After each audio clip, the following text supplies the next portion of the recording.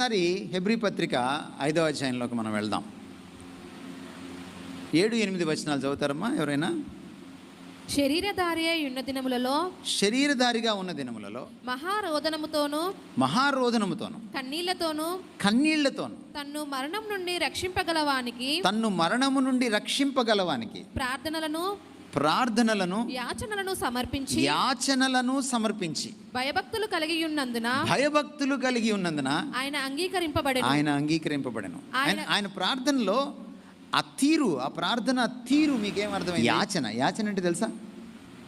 యాచన అంటే ఏమిటి?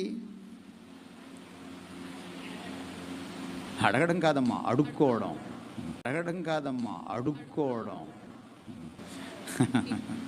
అడగడం వేరు, అడుక్కోవడం వేరు. భిక్షాటన,